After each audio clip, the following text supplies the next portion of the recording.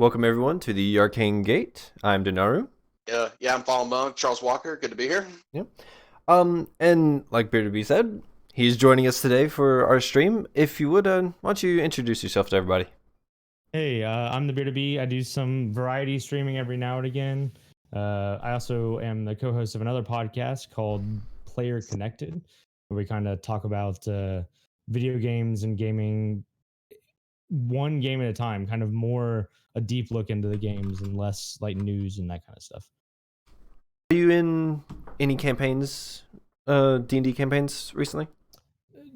I haven't played in a while, but I used to be in a weekly and then run a monthly campaign back probably about this time last year. But life got the better of both of those. You know, that's how it goes sometimes. Yeah, I understand that.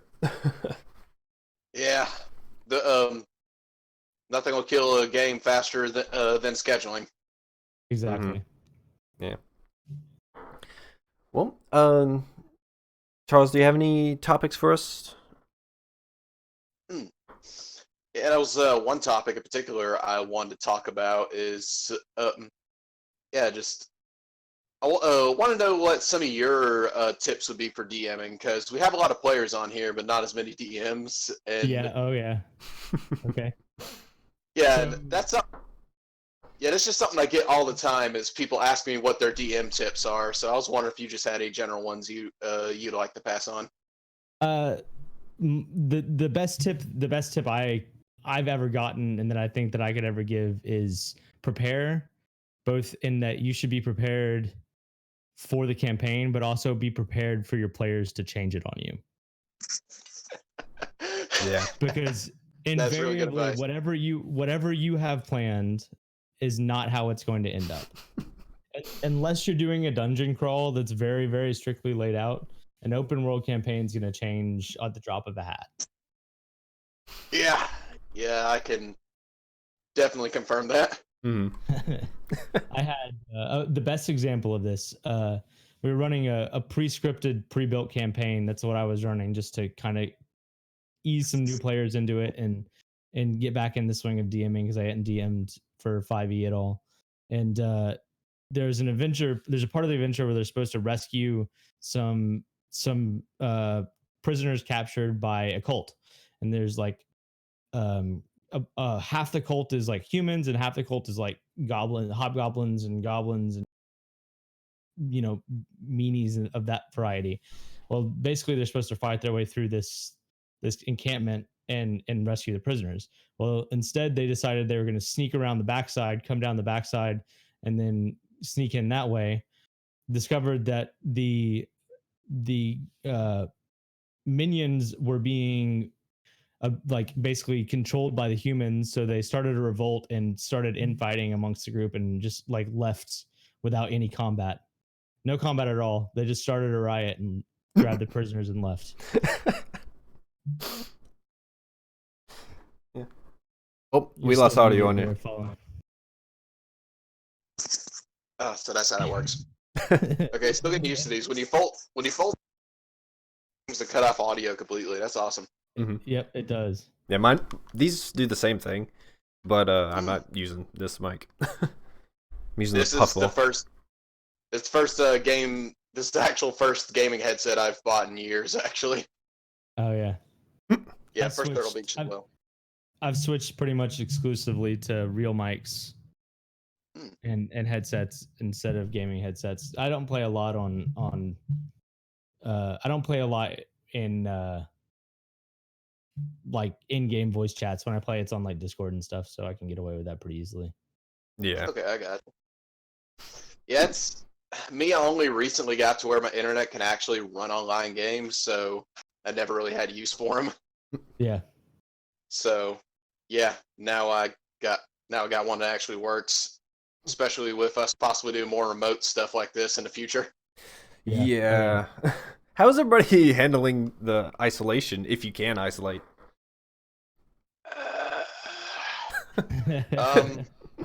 Well, Treylick, you heard a little bit of my grievances earlier, actually. Yeah. Go ahead. So So Brendan, to clarify real quick, I work in a factory, so can't really work from home there. So no. yeah, so I understand it from a business standpoint. It's either you do something or you don't for them. And we were having our Monday meeting, and they they were just like at the sorry, real quick, at the very end, they were just like, "All right, does anyone else have anything they'd like to bring up for the week?" And I'm like, "Well, yeah. Will Corona affect us any?" I don't mean to sound worried, but it is a pretty big deal. And I literally just was met with a bunch of people laughing and one of the owners saying, "We're going to work, boy." And I'm just like, okay, whatever. And we have a lot of out-of-state guests, so that's why I was asking. That very day, someone visited us whose operation just got shut down because someone had coronavirus. Oh man. And he was hanging out where we eat. I found that out this morning after I had ate there after the guy left. Mm. I was not thrilled. Well, I mean, there's only so much you can do, you know. That's it sucks. That sucks, you know. Sanitization, hand washing, all that stuff is good. I'm fortunate. I work for a company which is already partially remote. We have two offices, one here and one in Utah. So we're split already, but it's split evenly. Like sales and stuff is out in Utah and engineering's here in Huntsville. But we actually made the call middle of last week that starting the end of last week we would all go on to work from home. So That's good. We're on day 2 of total work from home. Last Friday I worked from home part of the day, went and packed my office up and brought everything home. But it's managing the, you know, still getting out of the house and having a little bit of outside of the house time while practicing social distancing and social isolation has been an interesting challenge. Trying not to go stir crazy, even just, you know, 4 days in. Normally you're like, oh yeah, weekend, I get to stay home. And now you're like, oh, weekend, I should do something so that I'm not home all the time. Right. Yeah. I will say that's fortunate that us being in Alabama, we actually have some space where we can move around and be isolated. I feel bad for places like New York and stuff where they're packed in like sardines. Yeah. I have some friends in New York that are kind of going stir crazy, as well as they're counting the infection count, and it's growing, and I hate that. You can't do that. I mean, I've been trying to pay attention to the news and keep up with them, but I'm learning that it's just maddening to watch every news article and everything that comes in. You got to distance yourself from the news as well. You know, that check in once or twice a day. That's seeming to help. Leading up to it, I had some uncharacteristic anxiety. I'm not a very anxious person, but this past week has been very anxiety inducing. I can Yeah. imagine. Yeah. I also like what Mighty Samson said. I've been social distancing my whole life. Yep. Yep. Yeah, like surprisingly, this is going to sound weird. I'm actually feeling better about like isolating myself because I haven't done anything. Like I haven't gone, because I've worked 2 full-time jobs. Sure. And one of them's real estate, one of them's construction. So I haven't been outside at all, but it's just been like a vacation for me.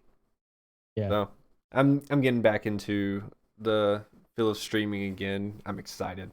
I've been looking forward to this, having time off. Yeah, I bet. Yeah, that's good. Yeah, nothing's changed for me so far. I never really did much outside of, I'd go to work outside of D&D. I just hang out with my wife, and that's pretty much my schedule. So the only thing that's different is playing D&D remotely now. Right. Are you guys using Roll20? Is that what you guys have switched to? So problem is like D&D Beyond and like Discord, or just trying to like manage it over Discord in general, or like how are you handling? So probably, I'm hoping this doesn't become a long running thing, because optimistically, I'm thinking maybe we'll deal with this for like another week or so, hopefully. Yeah. I love one nodding, one shaking his head, and I'm just like, I just need to be in the middle, and there's just the shoulder demon and the shoulder devil. Yep. Realistically, I'm gonna guess 3 to 5 more weeks. I hope not. Where's some wood? Yeah. But for us, that's like 3 sessions. Right. Yeah. So it ain't too bad. So what I was hoping to do is, I've been meaning to learn Roll20 anyways, but I haven't, because of my lack of internet, that's always been a problem, and I know how to play on it, I just haven't built anything on it. Right. So until I fully learn it, what I was just going to do is, so I don't rush things and make something just half-baked, I figured just this weekend we just do what we're doing here and just theater to mind it. Because next session could be a lot of roleplay anyways, and unless they go straight for combat, so we'll see. Yeah. It's the party, so if you've got it set up, if you set the map up or the play field up on a table or something in front of you and just put your camera above it, at least that way the people could, on Discord could see the field and the area, and you've got I think your wife is in your campaign, right, from what I've seen. So yeah, she is. So at least you'll have 2 people if you need to move things around on a board. So I think it can be manageable. It's definitely an interesting challenge. I've been thinking of how to do that, because right now I'm broadcasting from my phone, so limited camera quality on how getting the whole field and me in it. So I've been trying to figure out a way to do it. So theater to mind was the easiest way I could think of. Yeah, that works. Pictures of the field beforehand. You could take some pictures of the field and in the area and send it to the group, and that way they have a static map of it at the very least. That's true. Yeah, we could also easier to visualize where people move. Yeah, we could even plan something where I'm your arms and I can have a camera over here and just have the map. Yeah. Cool. I have my own dapper mech. Yeah. I don't always dress this way, folks. Sadly, I need to. I love feeling this way. Like I'd had nothing green, so I found these and I was like, I'm putting this on. I'm going all out today. Look like you're about to have a bottle of Guinness and sell me some snake oil. We popped on the video call and I saw you were wearing green and I was like, oh, I have to go put a green shirt on. I forgot it was St. Patrick's Day. I also I turned my lights green in the background. Yeah. Ooh. Yeah, I thought of sending. Yeah, I thought of sending you a picture of how he looked, and I'm like, I want to see his genuine reaction to seeing him actually. Mm-hmm. To be fair, I actually saw him post on Twitter earlier about it. Yeah. Oh yeah. I wasn't doing that just for a picture. I figured, hey, we're going on stream. Let's dress up for it for once. Besides wearing the same 4 shirts. And like I said, this is the only bit of green on a shirt I own. So yeah. All my shirts are either blue or black. Then there's that one Deadpool shirt. So I actually have some actually green shirts that I need to wear more often, but I couldn't find. This one's kind of like a greeny, bluey black. It's hard to tell. Mm-hmm.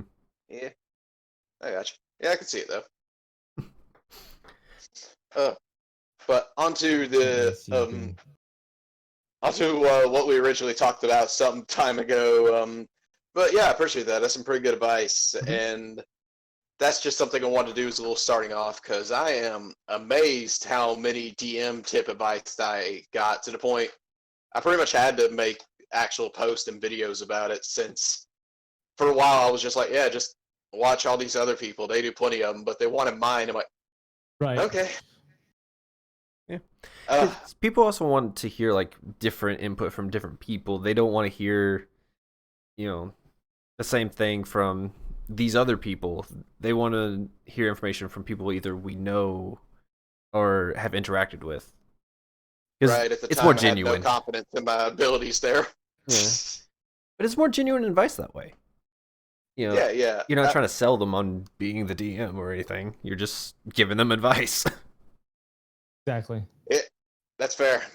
And I should have done it before since I have a lot of people coming to me about DMing anyway, since I mean my wife's now starting her own campaign. That's awesome. Mm-hmm. That's fantastic. Yeah, right now they are in the basement doing that, practicing that good old social distancing by getting in the basement playing some nerd games. There Yeah. you go. Yeah, I think Yeah. we started our uh social distancing pretty early to where like we should be fine as long as we keep this up. Yeah, as long as another guest from work doesn't pull that crap again. Yeah, that's the there's so much, only so much you can do about that, but definitely something that hopefully your work starts taking seriously, and After that, I would hope so, because, geez. yeah. Ugh. 'Cause there's already that time where a guy left, and I was like, oh, who's that guy? I was like, oh, he's a known con man. I'm like, what? He's like, yeah, we didn't sign anything, don't worry. I'm like, who are we letting come here? Yeah, yeah, At least you know he's a con man. exactly. It was just a hilarious conversation to me, because one was he's a pretty high profile guy. Then the next day there was that guy. I'm like, who comes here? Who is setting up these meetings? Is there just Yeah, a flyer like just in the subway or something like, "Hey, come here. We might do business with you." You got to get it out there somehow. Yeah. Exactly. So, other than D&D, what do you guys play tabletop top wise? Do you guys have any non D&D favorites? You talk about board games in particular, or Yeah, or like, I don't know, maybe somebody's into Warhammer or something like that. That's I've been wanting to get into Warhammer, but yeah, I want to one day try Warhammer. I never have, but I know some people that used to play, but I've never played. I mean, it looks a lot like D&D to me, just kind of in a space marine universe instead of yeah, middle ages. yeah, and is that the one where you literally set up an entire battlefield and reenact it, basically? Yes. mm-hmm. Yeah, Yeah. that Warhammer one. 40K or whatever. Yeah. But 40K Yeah. was the 40K was the video game adaptation of it or whatever, I guess. Yeah, 40K is the Space Marines, and where it's like multiple different planets Right, conquering. right. And then there's actually sort of a middle ground where you have different races, like rat people. Yeah, I remember that was a recent game that came out on PS4, Vermintide. It was a Warhammer game. Yeah. And But it was yeah, kinda, go ahead. it was kind of like Left 4 Dead, but for killing rats.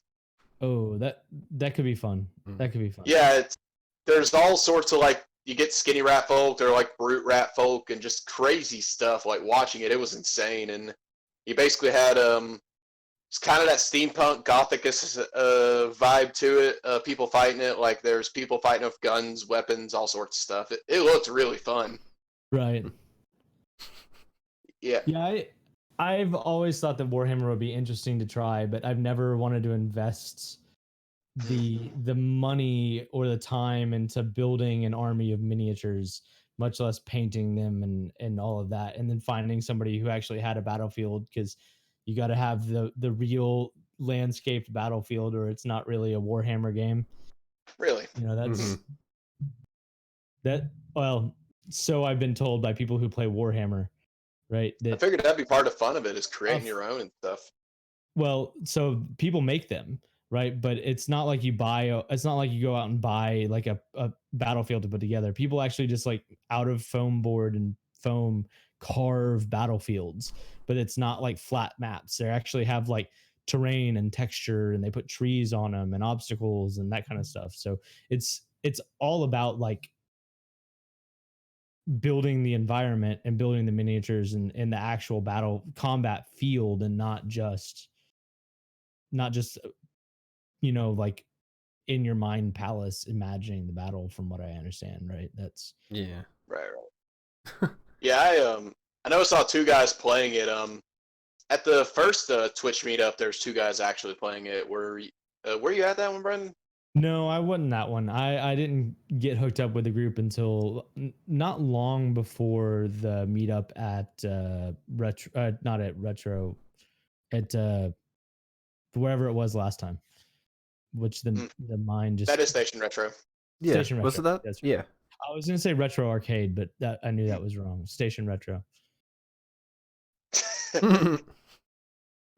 Palson's dad, he said he was trying to surprise you with a color change, but you don't have it on.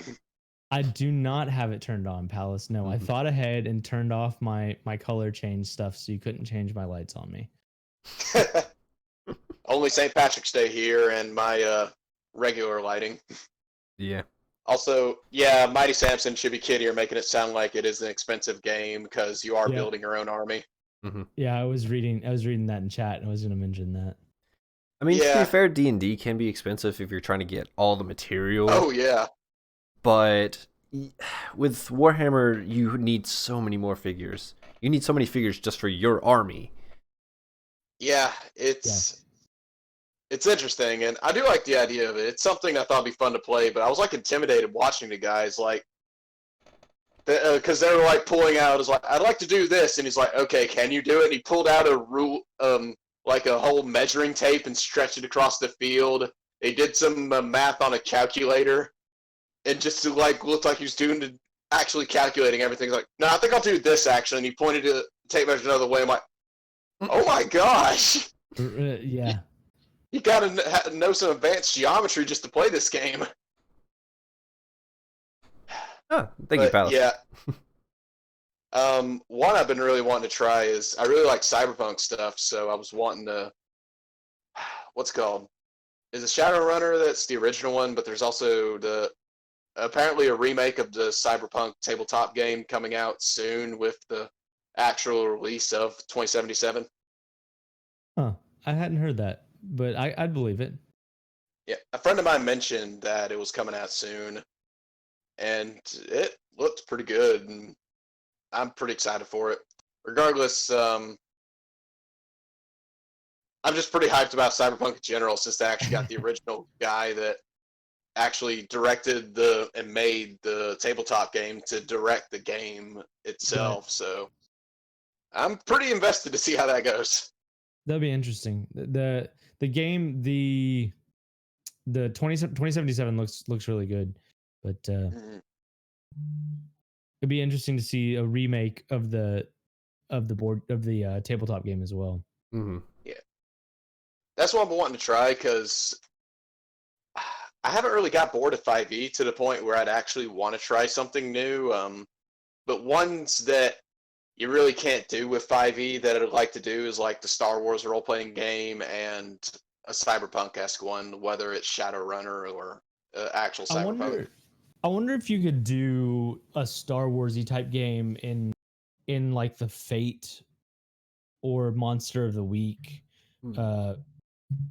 like base rule set instead of trying to do it with a roll or a D20 D&D type game. That'd be cool. Fate would probably actually work pretty well for it, since Fate is more about storytelling and character driven. Like the players drive it, and they kind of they do the Fate rolls. I don't know if you guys have ever played any Fate based games, but I think I've heard a bit about it.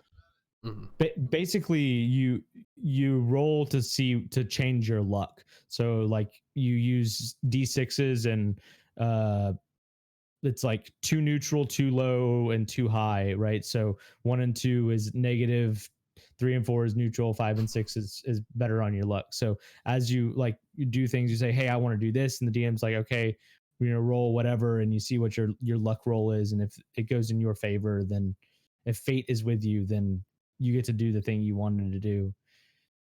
Or nice. If fate's not with you, then the DM gets to turn it on you somehow, right? That's pretty cool. Success, no success, total success. So it's a little Yeah, bit that more sounds pretty neat. simplified kind of thing. It's kind of a system that's designed to for you to be able to pick up, come up with a scenario, and play a game in about 6 hours. Okay. That's fair, and I feel like that worked good for Star Wars because Star Wars is a series where lethality is pretty high. Because most people that survive a lightsaber duel usually lose a limb. Yeah. Mm-hmm. Oh, you get a So, cool yeah. robotic one afterwards. If you're exclusively if you're a Skywalker, Yeah. comes with the territory. Oh yeah. But Fair. yeah, that's something I always did think was cool about them actually as a kid. I was coming back with robotic limbs. See, Yeah. my luck, my character class would be Stormtrooper. Honey Samson. It's funny. You could. Have you guys watched the Disney Plus series, the what is it? Dang it. Mandalorian or Mandalorian. Mandalorian. Yeah. Yeah. So it's funny that Samson brings up stormtroopers because the Mandalorian proves that the stormtroopers' bad aim is their training and not the weapons, because other people pick up their weapons and use them just fine. I feel like that's even worse. The fact that they're You trained gotta- so poorly that they can't shoot straight. Yeah, where I had a theory that I really liked that I hate that I found out recently wasn't true. My theory was just the clones deteriorating over time, and that's why they weren't able to shoot worth of crap. Mhm. But then I found out most of the new ones were conscripted, and I'm like, dang. Yeah. That would have been really a really interesting take on it, though, if all the clone troopers just started degrading over time, Mhm.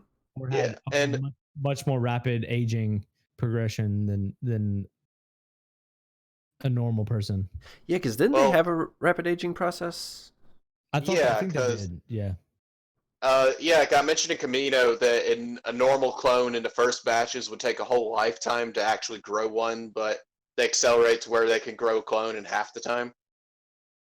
Which usually means that it's twice that their aging rate will be 2x or more probably. Mhm. Right? Yeah, It's so with whatever their grow time is. So yeah, I'd assume a normal clone would about 10, probably like 20, I'd say. Something like that. yeah. Mhm. So not too bad when it comes to raising an entire army. But on the deterioration thing, I came for this a long time ago, but I've been watching Clone Wars lately because I never actually watched it when I was younger, and I really like it. And that is something that was brought up in the series, actual like mishaps with the cloning process and stuff like that. Because there was one clone that was just a janitor, and the reason he was a janitor was he was part of a batch that that something went wrong with it, and he was really hunchbacked and deformed looking. Right. He was such a good character though. I loved him. And there's one called Hard Case, and he's always like going headfirst into danger, and the commander's like, Hard Case, what is your deal? And he's like, they said there was a leak in my tank as I was growing, and it makes me a little impulsive. It's like,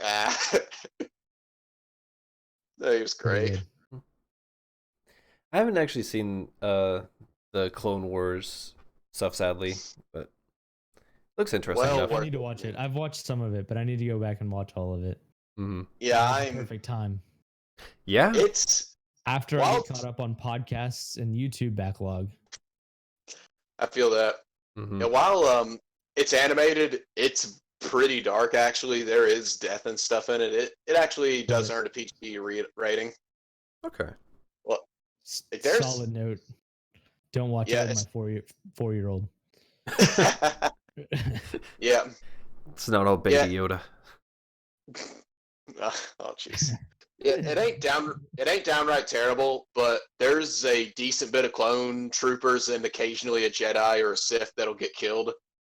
Right. And yeah, well, it's pretty surprising. It's animated and it's bloodless, but it's still death. That's Yeah, so it ain't too bad unless you really think about it, but around season 4, that's when the darkness really ramps up. Gotcha. Like, the arc I'm in the middle of right now, Anakin and Obi-Wan actually are trying to break up a slave ring, and they actually go into it sometimes. What I love about it, every now and then Anakin will have a little snap where you see him slowly drifting toward the dark side. Right. Like, he actually force choked somebody for the first time in the Clone Wars show. Okay. And that was really good. Yeah, Like, so the Clone Wars time wise is positioned between episodes 2 and 2 and 3, 3. right? Right. Yeah. Yeah, so it is, the clones are actually introduced, and it's the current wars between Grievous and Count Dooku. Right. Okay. Okay. Yeah, so that's where General Grievous is actually introduced chronologically. Right. Yeah, and he's great. I love him in it. Kenobi. Oh, that is the best reference they did, and it was in the very first episode. He literally jumps down, lands behind Kenobi, and says, "Hello there." So Kenobi, when he did it to him, it was a callback. So it's like, that's great.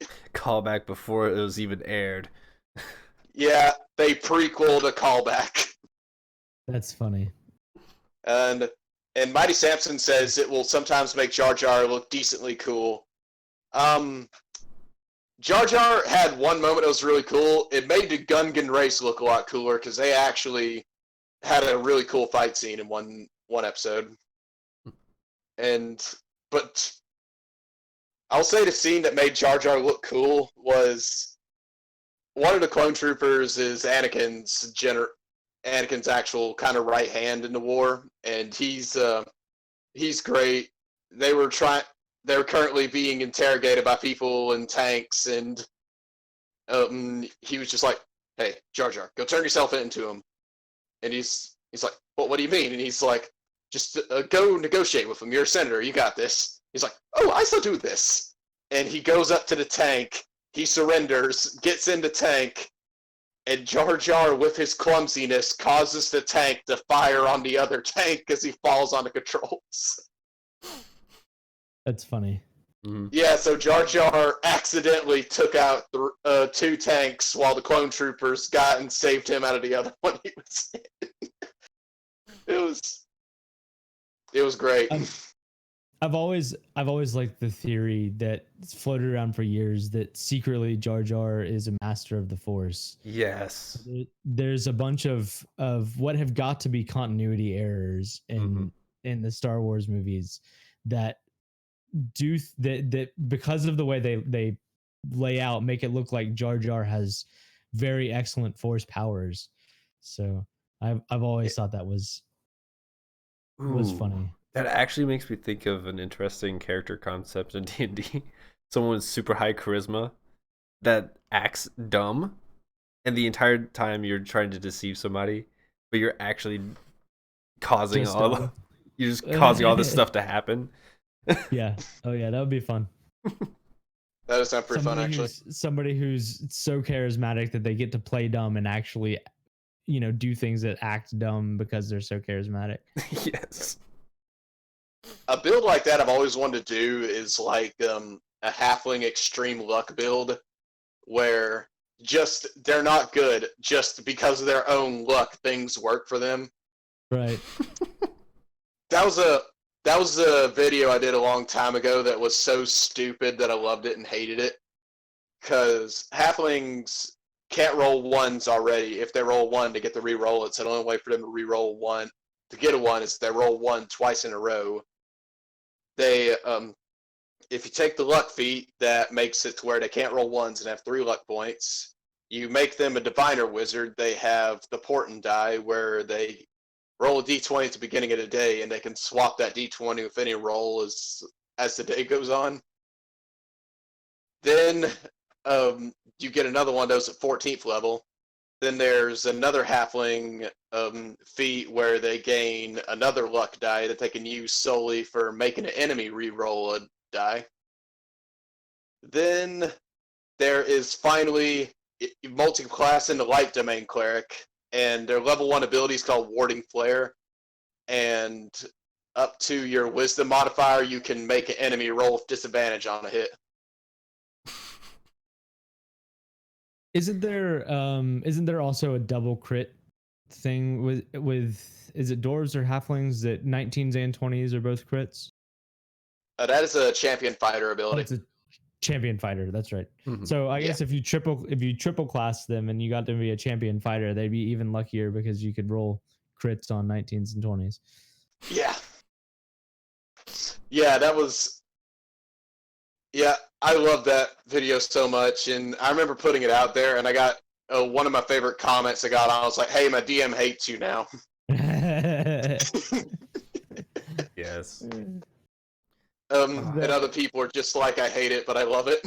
So that brings up a question. That have you guys talked about favorite characters that you guys have ever had play, or you guys have ever played or been the DM for?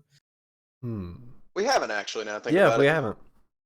That's a good Well, topic. let's hear some. Let's hear some. Do you want to go first, or? I can start. Yeah, actually. So in the campaign that I was running, I had a good friend of mine was playing a bard. Right now, you're thinking, okay, so what's special about a bard? Bard's a bard. Well, he was a Goliath. So That was a meme I made recently. Yeah, right. 9-foot bard. You know, Goliath, giant. His he played a saxophone that was made out of bone. So that was That's awesome. Yeah, it was a really, really cool character concept, and he played it really well, and he actually brought. I think part of what made it so good is that he had a whole bunch of like musical snippets that he had cut and brought it on his phone. So whenever he played spells, he would actually like play music on his phone appropriate to the spell.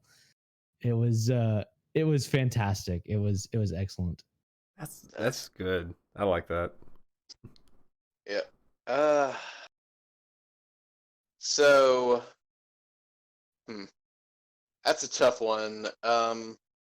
Favorite one I DM for was Dre's first ever character he played with me, because his character started out as a charlatan who lost his soul when he unknowingly gambled with a devil. So before what's it called? Before Cuphead came out, he accidentally made the plot of Cuphead. And it was just him. It was in Curse of Strahd, and he was just kind of bumbling through life, just gambling and trying to make it by. And then he came to Barovia and saw how messed up the world was and wanted to make it a better place. And it was a story of how he slowly became a better person. And he had it was a complete mess up on my part, but it turned out so amazing, where he got a item in Curse of Strahd early, and it's called Saint Markovia's thigh bone, and it's literally the part of a dead saint that died fighting Strahd's body, but it's her leg bone is a one-use Mace of Smiting, and he played a Blade Warlock, so he found a loophole. It was one use because it breaks on use, but he can constantly resummon it. Oh. And yeah. The holy weapon still had its soul tied to it, and it being tied to a charlatan, it hated it. So she kind of became this voice in his head trying to guide him on this better path, and it was a sweet journey overall. And the end of the journey was him reopening her temple, and I had a one-shot for him where he actually fought the devil that took his soul, and he won his soul back. And the end of his story was he let the thigh bone, he released it from his control, so its spirit moved on. Then the reincarnated form of that saint came to his temple as a student. Oh, very cool. Oh yeah. Yeah, and that was the ending of that character story. And it was just such a sweet story overall. I really liked it. Yeah, that's an awesome story. Yeah. Because I like how it also just wrapped up and like actually gave ending to a character. Because I've seen so Yeah, many sessions where they don't actually finish their character. Or Yeah. you know, yeah, where the whole campaign just kind of ends flatly, right? Where it's like, okay, the campaign's done and the characters just stagnate and DMs never come back to that world or continue that story. Mm-hmm. No. Nah, I wanted to give everyone a proper ending, especially that one, because that character had been through way too much. Mm-hmm. I tried to give everyone a proper send off. He did that. The cleric of opened a night order in Barovia. The fighter actually became the new king of Barovia. It was pretty wild. Because Strahd's kind of a campaign where you could do that, and I didn't want to, because in Strahd, it's like the curse of Strahd never really leaves the land. The land and him are pretty much always destined to be together. And I just said, like, you know what, you permanently kill him. I don't want to do that to y'all. Well, that's Strahd is hard. That's yes. Yeah. I've never played Strahd, but I've heard that is very hard campaign. But that's kind of one of those things like DMing, right? Is even if you're playing a pre-made campaign, don't be afraid to change it because you feel like it needs to be changed. Mm-hmm. Right. You know, back on that DMing, those DMing words of wisdom. Yeah. Yeah. If I had a complaint about the source books, it would be sometimes I feel like they're too one-dimensional like that. Like Strahd always comes back. It's like, well, in this game where you can literally do anything, doesn't that feel a little restrictive? Mm-hmm. Exactly. Yeah, because I know my favorite was you ever watch Puffin Forest videos? Mm-mm. He does D&D animated videos, and they're really good. A campaign that Treywick did with me was Tomb Annihilation, and there is a level where you have to, this is like the second to final dungeon in the game. You have to fight your way through a Yuan-Ti temple, and it is stacked with enemies. Right. Spoilers for anybody who hasn't played that. Yeah. Sorry, spoilers for that. And Puffin Forest was saying his gripes with it because literally how they describe it to the DMs in Adventures League was it's a very challenging encounter with many, and it's very hard to find their way in. So what the players must do is submit themselves into Yuan-Ti slavery, come up with a plan while they're in slavery, break out, get their weapons, and then attack the temple. That's their entryway, and I'm like, I know you guys played with a D&D party before. How many would not go with the guns blazing or sneak in and kill everything route? Right. That's the route that you should not be expecting. Like that's Yeah. whenever your players are just like, I got this great idea. Let's surrender and then break out.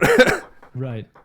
Well, that's Yeah. so the last campaign, the pre-made campaign, which I can't remember what it was. It was a queen of it was the Tiamat, the lead into the Tiamat Mhm. campaign for 5e. It's like two parts, and I forget what the Horde of the Dragon Queen, I'm pretty sure it's called. Horde of the Dragon Queen. That's what it is. So that's the campaign we were doing, right? Which obviously it's a dragon-based campaign, but we were playing with some folks who were new and some folks who were fairly experienced. But the first part of the campaign, like the very first encounter, is that like there's this dragon flying over a city, and the party is supposed to run towards the town to save the town from this dragon. Like, hell no D&D campaigner is ever gonna run towards a dragon. Anyone Right. who's ever got any experience is gonna be like, no, we're gonna go the other way. Mm-hmm. Credits roll. Right. So it's like you know, it's like as a DM, you just force them to, you just like say, no, you're going to this town and you don't get a choice, or do you change the campaign a little bit, right? So all I did was just make the city be like on fire and under attack, and removed the dragon from the scenario until later, right? So the dragon just shows up later instead of already being at the town, ransacking the town, right? It's things like that can make a campaign that like little tweaks that just change the entire feel of a lead into a campaign or an encounter or a fight or whatever. And those are the Yeah, kind of because things that you need to pay attention to when you're DMing as well. Mm-hmm. yeah, isn't it the actual canonic way it's supposed to go? Is you get one shot on the dragon and the dragon just leaves? Yeah, it is. Yeah, Yeah, who's gonna know that? exactly. Yeah, like, Yeah. while there's definitely some people that'll probably try and attack the dragon anyways, it's such a rigid thing. Like, there's some good 5e books out there. I'm not gonna lie, but Right. Actually, I think in Horde, you don't even have to attack the dragon. The dragon leaves as they approach the city. But like, why would they approach the city when there's a dragon flying over it? Mm-hmm. yeah, I mean, yeah, like I said, there's going to be some reckless party members that probably try it anyways. But smart adventurers would be like, yeah, that's a little higher than what we're supposed to fight. Right. Luckily, whenever I did that my first time, I was a new player, so I didn't know how to judge difficulty. So I was just like, well, this is the direction we're going. Let's do it. If we Right. die, we die. He dies. But yeah, so that if I had a complaint about them, and I recommend that to players, is don't be afraid to take liberties with the adventure books, because there's some things that are a little too straightforward. Right. Yeah. That's one thing that I've always enjoyed when DMs do, and I try and do as a DM is be flexible with the rules, right? The rules are guidance, not law. Right? Right. So just because you're supposed to do whatever, like rarely do I actually make people eat food or things like that you're supposed to do in adventures, right? That's not something that, unless you're on a very long, like the whole point is that you're traveling somewhere long. Like I'm not going to make them buy food just to have on a daily basis, right? That those kind of things, even though that's technically in the rules of D&D and most of the seasons and iterations of it, is that you're supposed to have rations and eat and that kind of stuff. But Yeah, hey, I you're understand in a that. town. Yeah, I understand that. I think it really comes down if you're playing a really survival-based game or not, because Absolutely. you get to a point where, like, especially 5th level, where people get like create water and food and stuff like that, and Yep. you have a ranger in your party, survival's like not a problem. Yeah.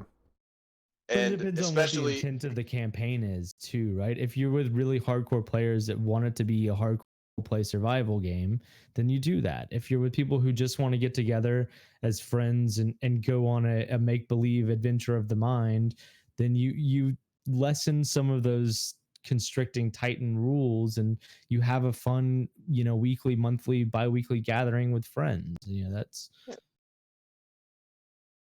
yeah, it's really good advice. It's the And difference between like also, the meta player and like the people who just want to have fun kind of thing. right. yeah.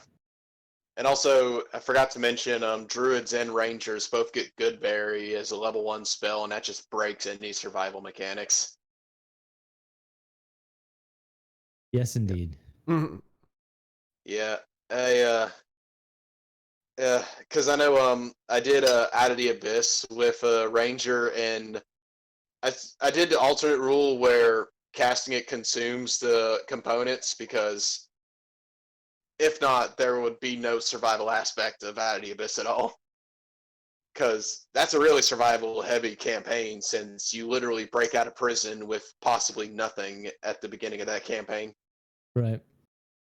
And it's all about surviving in a very harsh environment, and if you have good berry, that's gone. Since like up to 10 people get all the nourishment they need for one day. Yeah, from a single level 1 spell. Yeah, it's a little bit broke. Yeah. It makes it to where you almost need a druid in your party at all times.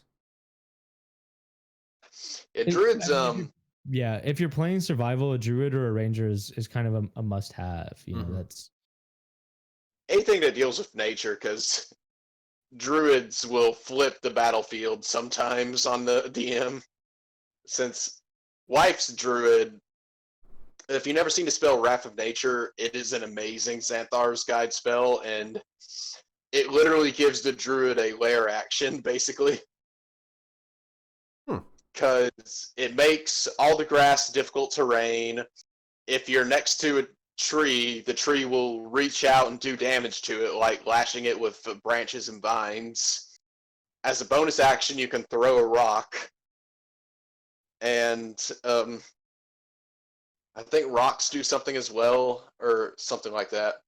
But all that, and once he uses your action, that's always up, as long as you keep concentration on it. You only got to use your bonus action to throw the rock. And then beast form. Yeah, basically. Because I know, I know my wife, she uses that so much now, and it has saved us so many times. Because that difficult terrain aspect just makes it so worth it in general. Yeah.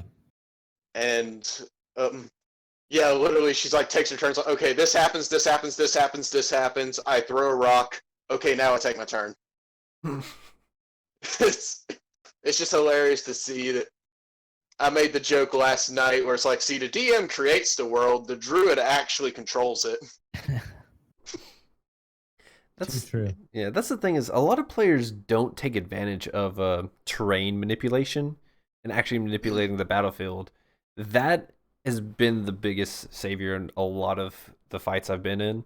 Not as much the damage dealing. It helps a lot and it gets the job done. But manipulating the terrain, like creating barriers, creating cover, making it difficult, funneling your enemies. That stuff is very important. Dust Devil. Oh yeah, that is great. Dust Devil at 2nd level, and you manage to funnel everybody in one corridor. Still one of my favorite things. I cast Dust Devil. What's that? It pushes them away. It's like, well, that's, and I look, and there's an enemy standing at the edge of a ship. I'm like, and it was a wizard, so they rolled crap strength and got thrown overboard. I like that. Chibi Kitty, manipulating the battlefield is so much fun. I played Control Mage 0 damage just to manipulate everything. Yeah, I love playing that kind of stuff. That's how my last wizard started. But we needed damage, so I also went for damage dealing spells. So I would use concentration to manipulate the battlefield, and then lightning bolt.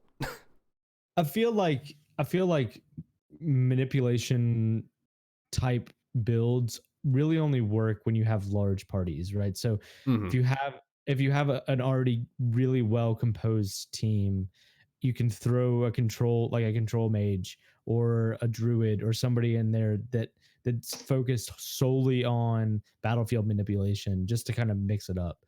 But you really need that other the DPS and the healer and usually like a tank of some kind before that's even really something to consider. That's fair. In a 4-player party, that wouldn't work as well, but I think if you do the method he was talking about where you use your concentration to do something while using your main spell to fireball or what have you. Because I know, a combo build, I can see that definitely successful. At least mixing in slow and haste with a base wizard makes a huge difference. Right. Yeah. Because slow especially has changed some battles for us. Like well, one example of a manipulation wizard, I had a character that was both a manipulation, it was like a triple class, all spellcasters, that was also a tank. So he started out as he was a dragonborn that started out as a dragon bloodline sorcerer. So I had the buffed AC. Then I went to wizard and went abjuration. So I would cast shield, absorb elements, and get temporary ward. Then abjuration's insane. Oh yeah, and then I triple classed into warlock fiend based. So anytime I killed an enemy, I get temporary HP. The ward and my temporary HP are separate, so I could actually stack those. And Right. the only thing that really hit me in the campaign, besides like at the very end, was a farmer that I was trying not to kill. It was because I couldn't use a lot of damage dealing spells because every damage I could do was lethal. I had no bludgeoning. Mm, So I would always manipulate the terrain, like create a barrier with mold earth to create cover. I would create sleet storm, grease, make the terrain difficult, and then I would stand, filter all the enemies to attack me while we had other people. We even had a paladin as a tank as well. We were kind of a tanky party. I mean, sometimes that's never a bad, not a bad thing. Being able to just stand there and like run into a battlefield is exciting in its own way, right? You're just like, oh, yeah. forget the sneaky stuff. We're just going head first into this combat, and nothing's gonna kill us because between the three of us, we have 500 HP. It's like, okay, yeah, let's do it.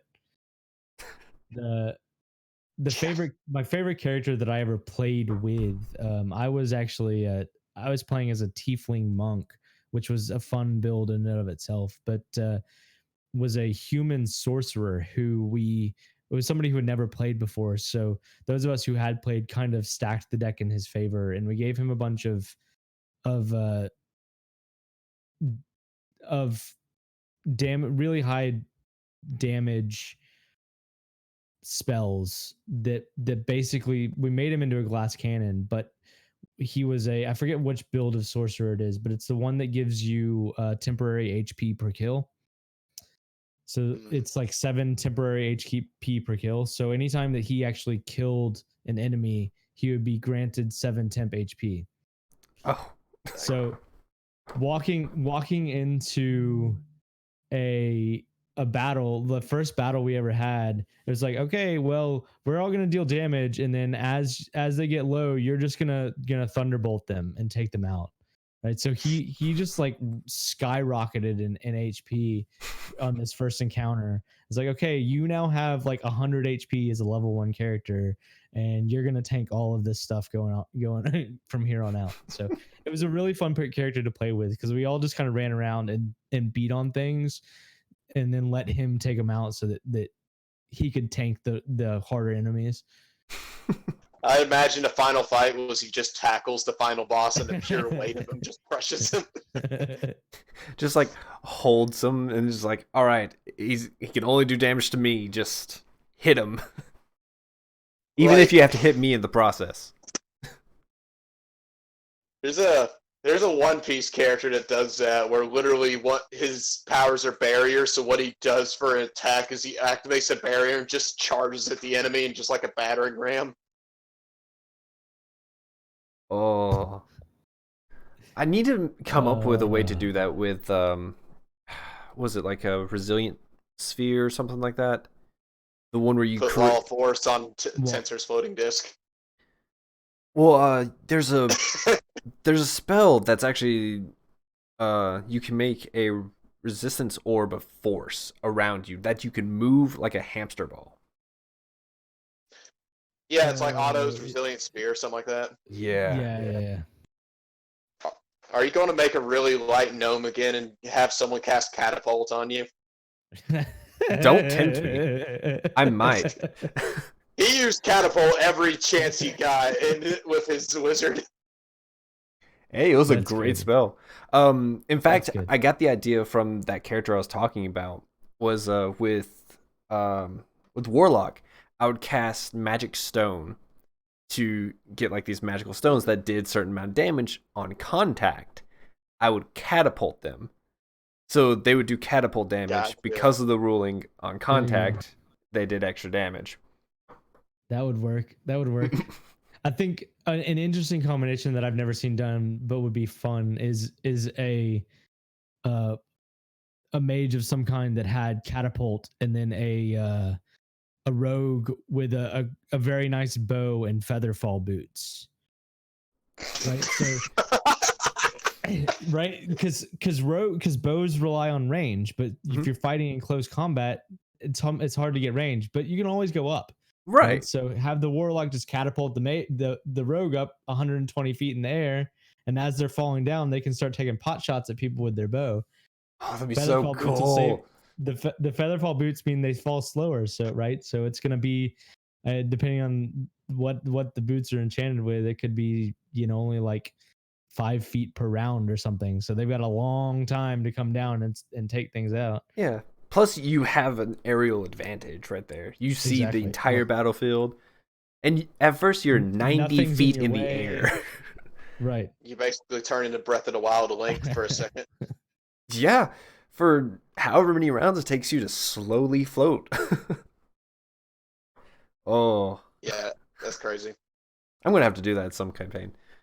Oh, That I've just been waiting on like you to catapult something straight out of like the 6th Star Wars movie again. let's see. I'm trying to think of what you're meaning. When you went, so to explain, what happened when they charged into the Yuan-Ti temple? They lost pretty hardcore because they got surrounded and they surrendered. They actually did the slave thing for a few days. The original goal is there's 2 heads of the temple. One's worried the other one's getting more power than her, so she actually is willing to work for the party. So she made the agreement that she could get him into their throne room if they take him out and get out of the temple. And she sent him in there with their weapons. Everyone got their weapon back except the cleric. The cleric didn't get his Mace of Smiting back. And he comes in there, and the head Yuan-Ti is using his Mace of Smiting as a lamp. And in the middle of them talking, he casts Catapult on the mace and has it fire back into the cleric's hand, and it catches his hand. It reminded me of that scene from the 6th Star Wars movie where Luke catches the lightsaber. Yeah, I remember that. Because during that time, what was it? We were brought into it, like his chamber, and my character's just talking out of his butt. It's like seeing how far this will go. As one of our yeah, as one of our other characters was trying to give everybody their equipment. Well, he was caught. So I was just like, well, the guy asked like, so what's going on here? I was like, I'm mutiny, and just like catapult it to him. It was perfect. Yeah, it was such a cool moment. But yeah, she snuck them a bag of holding that had all their stuff in it. And since they only gave it to one of them, he was trying to slide a hand to give everyone their weapons. Mm-hmm. And he did really good up until he got caught. I think he got 2 of our party members at least. Yeah, I think so. Mm-hmm. And then he just did the thing where he dumped a bag of holding inside out and everything just spread everywhere. Yeah.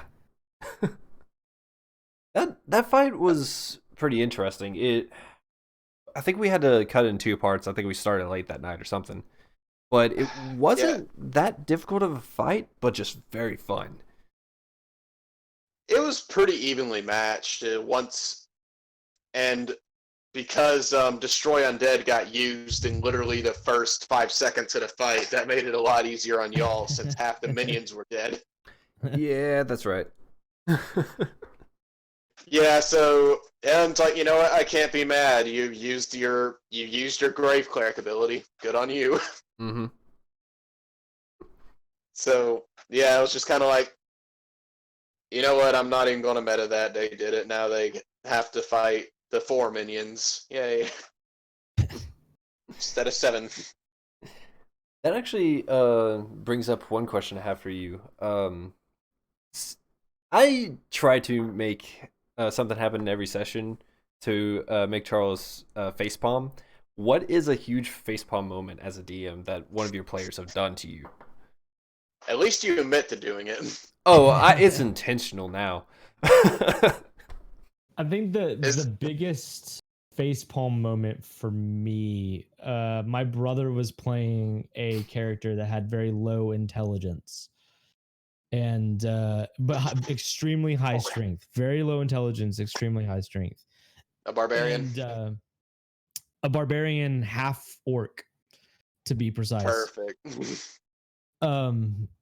And there was a metal gate. I mean, he was playing the character like to truth, but it was a metal door, like a reinforced metal door, and he just spent like 5 minutes trying to bash this door down, and like literally every turn he was like, okay, I run the door and smash it. And I was like, I got to the point where I was just like, okay, the skill check for that is like 30. You like literally can't do it. I was just like, this has to end. You can't keep smashing this door.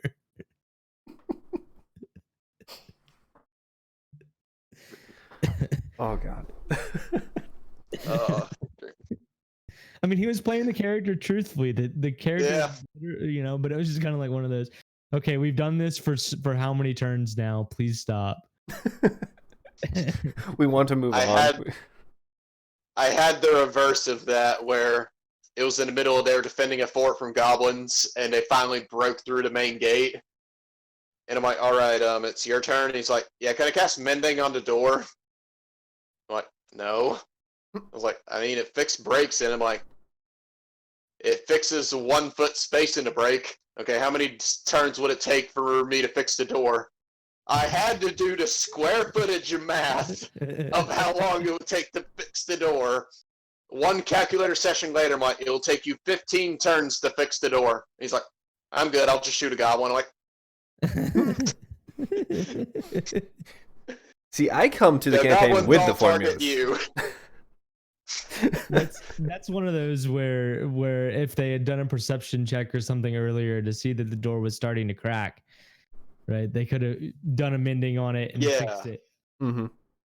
Yeah, if it was like mid, I could see it, but the door was already like kind of cracked in half, so it's like, no. Yep. Well, I guess we're almost getting close to our 15-minute mark of storytelling.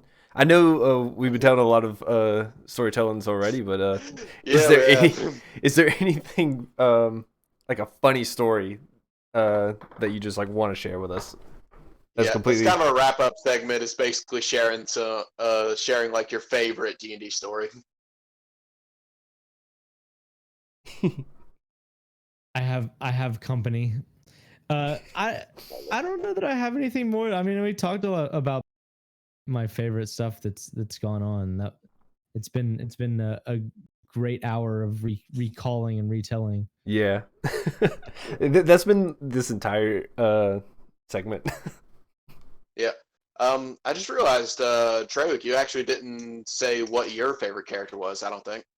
Oh, I did. It was that character, the one that I referenced, the sorcerer. Oh, yeah, sorcerer, wizard, warlock one. So, I guess a little bit of his backstory was he was actually a diplomat for the Dragonborn race, and he was a silver Dragonborn, but with the bloodline of a blue dragon. So lawful good, but had the blood of a chaotic evil. So he was, neutral good character, but anytime like things weren't moving fast enough, he would just snap, shocking grasp a bandit up against the wall, and it's like, I swear I'm a diplomat. But right, you weren't doing things. If you played him, I was gonna ask if you played him with the extremes, right? Lawful good and chaotic. Yeah, that was what I did, was a lot of the extremes. But there's no good way to align them just besides neutral. Right. After seeing Castlevania, I'm very worried about diplomats now. Well, I guess. Do we want to call it there? Okay. Absolutely. I mean, thanks for having me on, guys. Yeah. I'd love to get on and chat again sometime about other topics and other things. Oh yeah, it was great. Is there anything you want to promote while you're here? Just if you guys are enjoy video games, come check us out over on Player Connected. We're endeavoring to kind of look deeper into games. We've only got one episode out right now. It's The Last of Us, but we really enjoyed making it. We're hoping to get a second one recorded this week, but I mean, all the things going on, it's been a bit challenging to line up recording times. So the level of detail and stuff that we try and put into it, it's not like we can just jump on and have a conversation for an hour. It requires some planning and work and that kind of stuff. So yeah, group stuff kind of takes a lot more effort than you would originally think. Well, this isn't even its group stuff. It's me and one other guy. It's just that we do a lot of research, and so we try and plan the shows and make sure we get right. It's an actually edited and like produced podcast, and we moved from news, which is what we were doing, where we could just get on and get on Twitch and talk about gaming news and stuff like that, to an edited and produced podcast where we actually spend time going through and editing the show out and adding music from the games that we're talking about and voice lines and that kind of stuff. So it's an interesting concept. We haven't really seen anybody else doing it, so we're trying to do something different in the field. And there's my very entertaining son in the background there. Yeah. But yeah, I've been meaning to actually check it because I just saw like the pinned tweet of like Ashley Johnson nearly gets in a fight. I'm like, okay, I gotta see this. Right. There's some things that we talked about that a lot of people probably Last of Us, and so definitely, if you guys enjoyed it, check it out. Let us know what you thought. I'm a big fan of Last of Us, so I'll definitely let you know. Well, thank you all so much for watching. We're gonna go to our ending screen, and we'll find a raid target for everybody. Thanks, guys. See you next time. Bye, everyone. All right, buddy. Everyone check out TheBeardedB.